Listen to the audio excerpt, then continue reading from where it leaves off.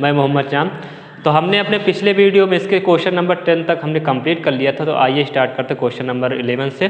क्या दिया गया हमें 2x प्लस का y प्लस का z इजिकल टू हमको दे दिया 1, x माइनस 2y माइनस का z equal to 3/2, 3y minus 5z equal to 9 यहाँ पर दे दिया गया। हमसे क्या कह रहा था क्वेश्चन में कि आबीबी से समीकरण का हमें हल यहाँ पर ज्ञात करना है। तो जो अज्ञात राशियाँ यहाँ पर दे दी गई उन अज्ञात राशियों को हमको यहाँ पर मान ज्ञात करना है। यहाँ पर अज्ञात राशियाँ कौन हमारी x y और उसके बाद z यहाँ पर इनकी वैल्यू यहाँ पर हमको निकालना है। तो इनकी वैल्यू निकालने के अब आबीबी से हमको निकाल तो आबीबी में हम क्या करते हैं कि जो भी हमारा समीकरण निकाल दिया रहता है उस समीकरण निकाय को हम ax प्लस का b ax equal to B के रूप में हम यहाँ पर जो है इसको व्यक्त करते हैं। उसके बाद जो हमारा ए वाला आव्यूह होता है वो आव्यूह ए क्या कौन सा होता है हमारा जो एक्स वाई और जेड के गुणांक होते हैं उन गुणांकों का आव्यूह कहा जाता है आव्यूह ए। और एक्स क्या हो जाएगा हमारा जो हमारी अज्ञात राशियाँ होती उन अज्ञात राशियों कहा जाता है यहाँ पर आव्यूह एक्स कहा जाएगा। और बी आव्यूह कौन सा होगा जो हमारी अचर राशियाँ होंगी। देखिए अचर राशियाँ हमारी कौन से राइट हैंड साइड में लिखा है, कभी कभी ये अचर राशियाँ हमारे लेफ्ट हैंड साइड में दे दी जाती है तो इनको राइट हैंड साइड में पहले हम यहाँ पर कर लेंगे। तो इसको हम क्या करेंगे, हम यहाँ पर लिखेंगे कि समीकरण निकाय को आपको ax इजिकल टू b के रूप में लिखने पर तो देखिए इसको जब लिखेंगे तो ए वाला अभी हमारा कौन सा आएगा, ए वाला हम डायरेक्ट यहाँ पे इसको ऐसे लिखेंगे। ए वाला अभी हो जाएगा हमारा 2, उसके बाद 1, उसके बाद 1। और यहाँ पर दूसरे समीकरण में x गुणांक यहाँ पर 1 है, y गुणांक माइनस का 2 है और z गुणांक यहाँ पर माइनस का 1 है। तीसरे वाले समीकरण देखिए यहाँ पर x नहीं दिया गया, अब यहाँ पर x नहीं दिया है तो इसको क्या करेंगे, इसका गुणांक हो जाएगा 0 और y गुणांक यहाँ पर 3 और उसके बाद z गुणांक यहाँ पर हो जाएगा माइनस का 5। और x वाले आप में क्या रखा जाएगा x y और उसके बाद z, यहाँ 3 अज्ञात राशियाँ हैं। और b वाला अब ये कौन सा हो जाएगा हमारा 1 3/2 और उसके बाद यहाँ पर 9 हो गया। अब यहाँ पर क्या करेंगे तो ये हमारा आव्यूह ए है तो a इजिकल टू हम लिखेंगे यहाँ पर ये हो जाएगा 2 1 1 1 माइनस 2 माइनस 1 0 3 माइनस 5 यहाँ पर ये इतना आ गया। अब इसकी वैल्यू यहाँ पर निकाल लेते हैं, इसका साड़ी का मान क्या होगा तो इसको हम डायरेक्ट लिख रहे हैं यहाँ पर ये इस प्रकार से साड़ी के रूप में यहाँ पर हमने लिख दिया। अब इसका मान कितना आ जाएगा तो इसका मान हो जाएगा हमारे पास ये हो जाएगा 2। यहाँ पे इनके सामने के अवयव को हटा दीजिए, इनके संगत अवयव और इनका गुणा इसमें करें तो माइनस माइनस प्लस 2 का 5 में 5 दूनी 10 माइनस 3 का माइनस 1 में करेंगे तो माइनस का 3 यहाँ पर आएगा और माइनस 3 यहाँ पर रखेंगे तो प्लस हो जाएगा यहाँ पर 3 और उसके बाद माइनस का देखिए यहाँ पर चाहे पंक्तियों के सापेक्ष किसी के जो है यहाँ प्रसार कर सकते हैं या फिर स्तंभों के सापेक्ष का प्रसार कर सकते हैं। तो देखिए ये पहले स्तंभ में हमारे पास 0 1 0 है तो अगर इस स्तंभ के सापेक्ष हम इसका प्रसार करते हैं तो इसका एक पद जो है वो कम हो जाएगा। अब अगला वाला कौन सा हो जाएगा तो इसका पोजीशन यहाँ पर कौन सा दे दिया गया हमारा तो ये हमारा है कौन सा दूसरी पंक्ति का पहला अवयव मतलब a21 और 2 1 को जोड़ेंगे कितना आएगा 3 आएगा। 3 क्या है विषम, विषम के लिए हम क्या लगाते हैं माइनस का चिन्ह तो ये यहाँ पर माइनस लग जाएगा और उसके बाद यहाँ पर आ गया 1। अब इसके संगत अवयव को हटा दीजिए, ये हट गए यहाँ पर। अब इसका गुणा यहाँ -5 करेंगे तो कितना हो जाएगा -5 एकम -5 माइनस और 3 का 1 में गुणा करेंगे कितना हो जाएगा 3 एकम यहाँ पर 3 और ये अगला वाला अवयव तो यहाँ पर 0 दे दिया गया है तो एक स्टेप हमारे एक पद यहाँ पर हमारा कम हो जाएगा।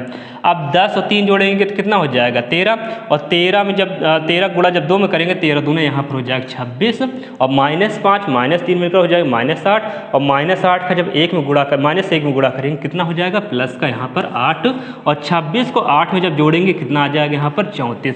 तो यहाँ पर हमको प्राप्त होता जो आव्यूह हमारा ए दे दिया था इस आव्यूह ए की जो वैल्यू आई कितनी आई यहाँ पर 34 आ गई इसका साड़ी का मान। अब उसके बाद हम क्या करेंगे यहाँ पर, अब इसके बाद यहाँ पर जो आव्यूह हमारा ए दे दिया कि इनके हमको सहखंड यहाँ पर ज्ञात करना है। तो सहखंड यहाँ कैसे ज्ञात करेंगे तो इसको थोड़ा सा हम यहाँ पर हटाए दे रहे हैं। ये हो जाएगा हमारा इसका सहखंड कौन कौन सा हो जाएगा a A11। तो A11 की वैल्यू कितनी आ जाएगी यहाँ पर? देखिए यहाँ पर A11 की जो वैल्यू यहाँ पर हम निकालेंगे तो इसके संगत अवयव जो है पंक्तियों में जो है उनको हटा दीजिए और जो स्तंभ में अवयव इनको हटा देंगे। अब कौन बचा है? -2 और -5, इसका इसमें गुणा करेंगे तो ये आ जाएगा हमारे पास प्लस का 10 और उसके बाद 3 का गुणा जब इसमें करेंगे तो -3 आएगा और ये तो माइनस यहाँ पहले लगा रहती है, प्लस को हो जाएगा यहाँ पर 3 हो जाएगा और एक एक जोड़ेंगे 2 के लिए क्या लगाते हैं यहाँ पर? प्लस का निशान। तो इसकी वैल्यू कितनी आ गई यहाँ पर? ये हो गया हमारा 13 हो गया।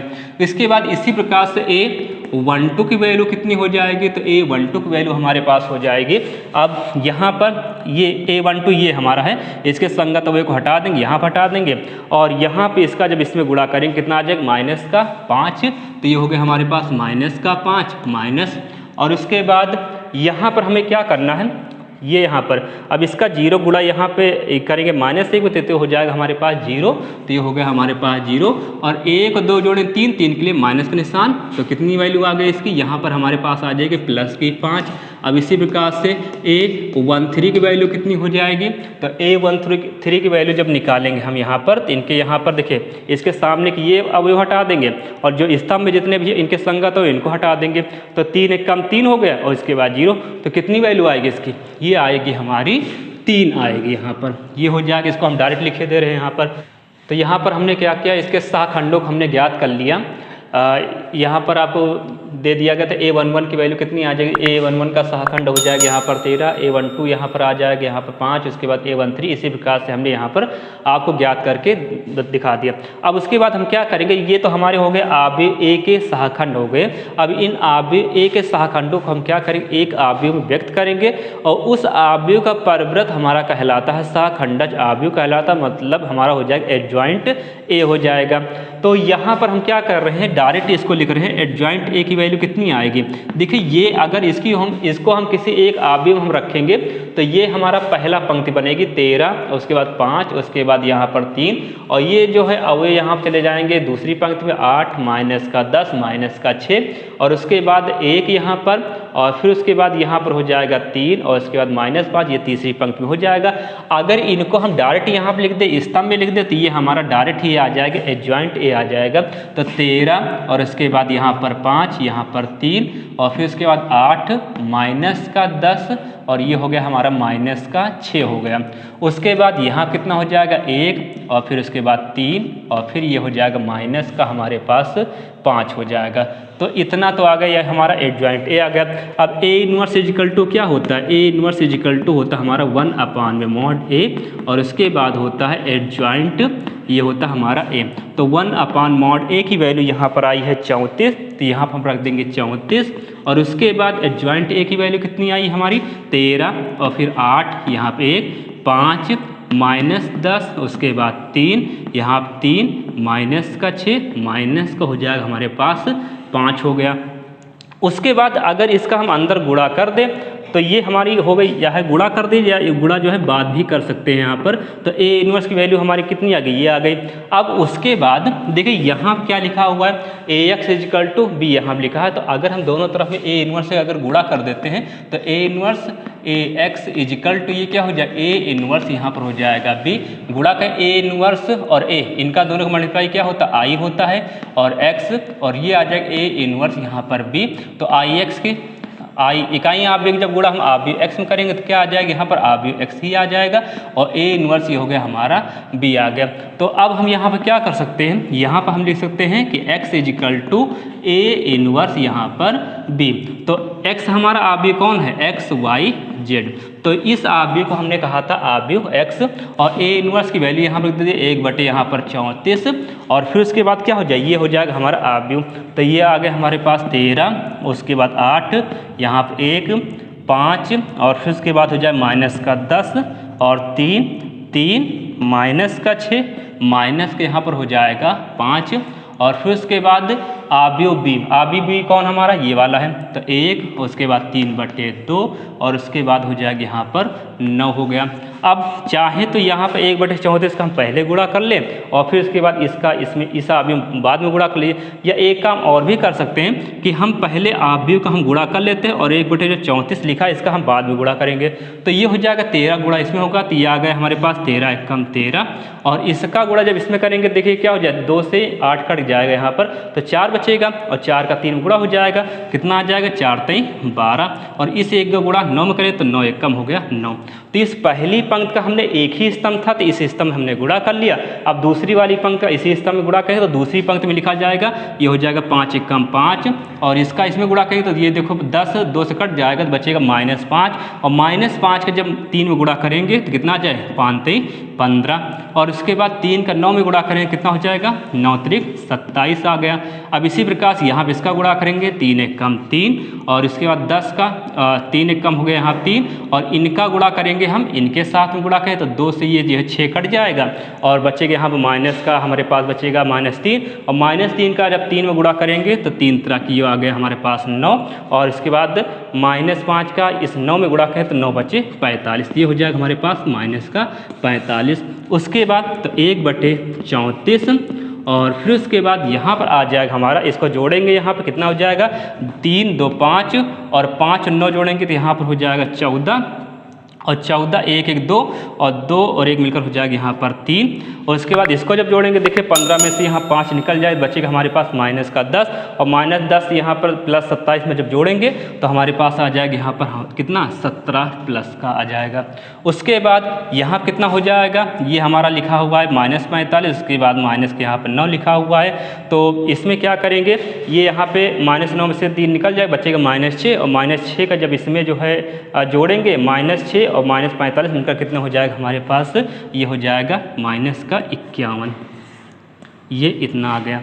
अब उसके बाद इसका गुणा कर दीजिए, तो गुणा करेंगे तो बचेगा हमारे पास ये 1, यहाँ कितना हो जाएगा, यहाँ 17 दूना 34 होता है, ये बचेगा हमारे पास, ये आ जाएगा हमारे पास 1/2 आ जाएगा, और उसके बाद इसका इसमें गुणा करेंगे तो ये हो जाएगा हमारे पास कितना 17 से यहाँ कट जाए, 1/, यहाँ लिखा 34, और इसके बाद गुणा करेंगे यहाँ पे 51, तो कितना हो जाएगा 17 दूना 34, 17 3 51, तो बचेगा हमारे पास 3/2, और ये माइनस लगा है 3/2, ये आ जाएगा हमारे पास।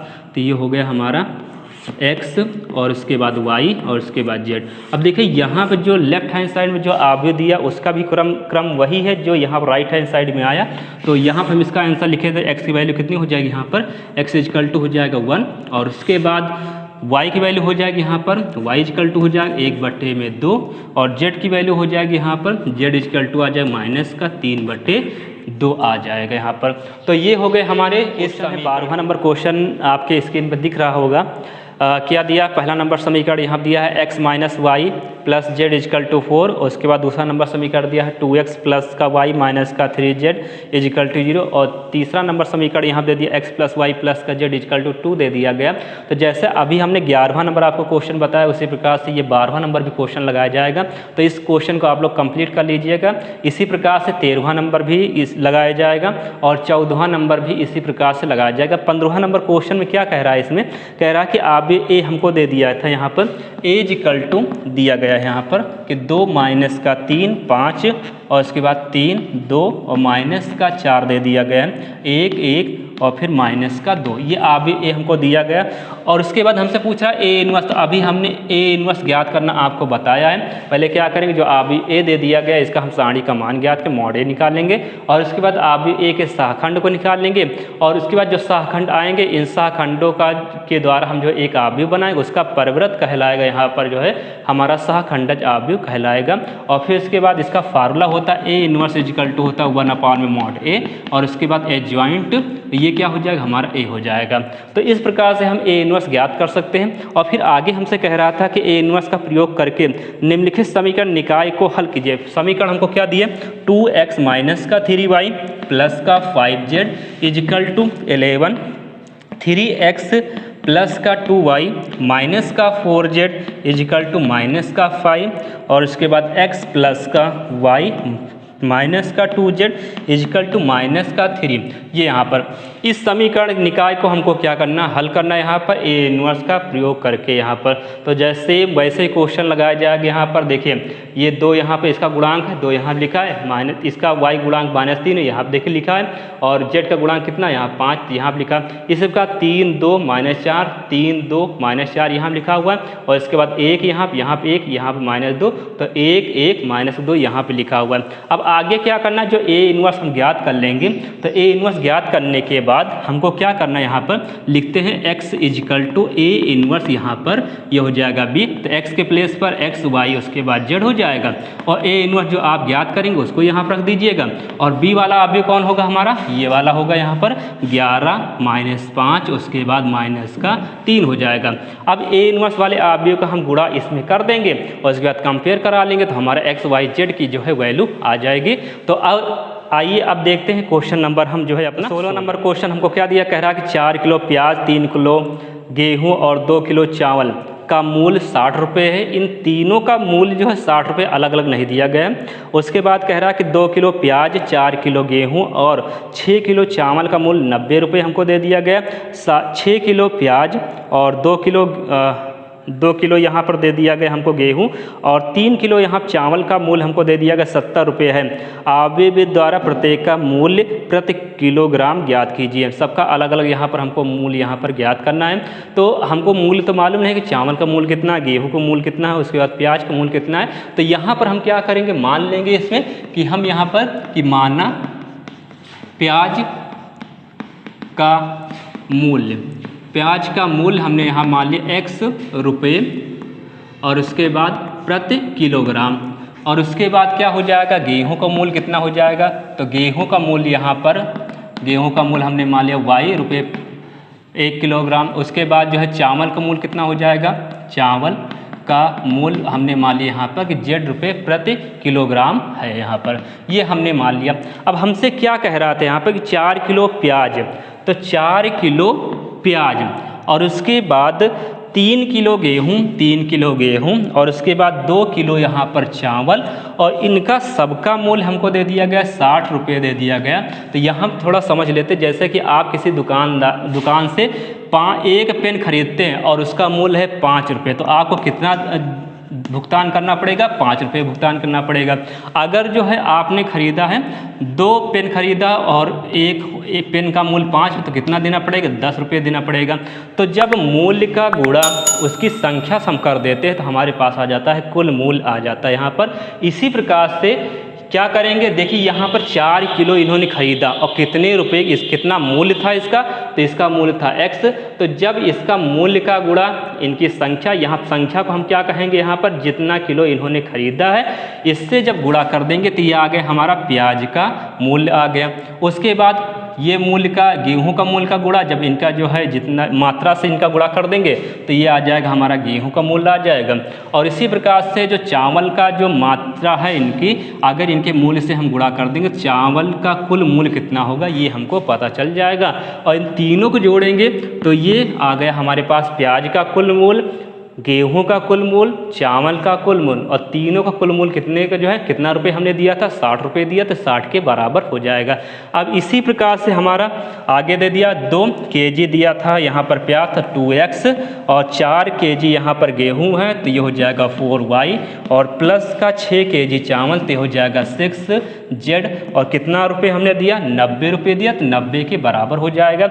और इसी प्रकार से 6 किलो प्याज तो ये 6x प्लस का 2 किलो यहाँ पर गेहूं है तो 2, और उसके बाद y हो जाएगा, और उसके बाद 3 किलो यहाँ पर चावल है तो 3 का गुणा किससे करेंगे हम, यहाँ पर ये 3 जो है मात्रा है चावल के, तो चावल के मूल्य से गुणा करेंगे तो ये हो जाएगा हमारा 3z। और कितना रुपये यहाँ दिया हमने, इन तीनों का हमने टोटल जो है यहाँ पे किया यहाँ पर 70 रुपये, तो हो जाएगा 70। तो देखिए सेम उसी प्रकार से क्वेश्चन बन गया जैसा कि हमने 11वां नंबर आपको क्वेश्चन बताया था। 3 समीकरण हमारे पास बन गए। अब इन तीनों समीकरण की सहायता से क्या करेंगे, हम इन समीकरण निकाय को हम ax = b के रूप में व्यक्त करेंगे। x y z के जो गुणांक होंगे यहाँ पर इनको आप भी a में रख देंगे तो आप भी a हमारे पास आ जाएगा। यहाँ पर ये हो जाएगा 4 3 2 और इसके बाद 2 और 4 और यहाँ पे 6 और 6 2 यहाँ पर 3, तो आप ये ए हो गया हमारा। उसके बाद एक्स वाला आप ये कौन होगा हमारा, तो आप ये एक्स हो जाएगा एक्स वाई, उसके बाद जेड, और बी वाला आप ये कौन होगा हमारा, बी इक्वल टू हो जाएगा यहाँ पर ये वाला 60, और उसके बाद यहाँ पर 90, और फिर उसके बाद 70 हो गया। अब उसके बाद क्या कीजिए, आप भी ए का साड़ी का मान ज्ञात कीजिए, आप भी ए के शाखंड को ज्ञात कीजिए, इनका परव्रत हमारा कहलाएगा शाखंडज आप भी कहलाएगा। उसके बाद ए इनवर्स ज्ञात कीजिए, और फिर आखिरी में क्या करेंगे, तो एक्स इक्वल टू लिखेंगे ए इनवर्स, उसके बाद यहाँ पर बी, ए इनवर्स का हम गुणा जब बी में कर देंगे, और उसके बाद दोनों तरफ के अवयव के संगत अवयव को जो हम तुलना करा लेंगे, तो एक्स वाई जेड की जब वैल्यू आ जाएगी, तो एक्स वाई जेड के जो मान आएंगे वही हमारा क्या हो जाएगा, प्याज का मूल हो जाएगा। 1 किलो प्याज कितने रुपए का मिलेगा, उसका मूल आ जाएगा, और 1 किलो गेहूं कितने का मिलेगा, वो मूल आ जाएगा, और जो जेड का मान आएगा वो किसका मूल होगा, चावल का मूल हो जाए। तो इस क्वेश्चन को आप लोग लगा लीजिएगा। तो आज के लिए सिर्फ इतना है, जल्दी हम मिलेंगे अपने अगले लेक्चर के साथ में, तब तक के लिए धन्यवाद।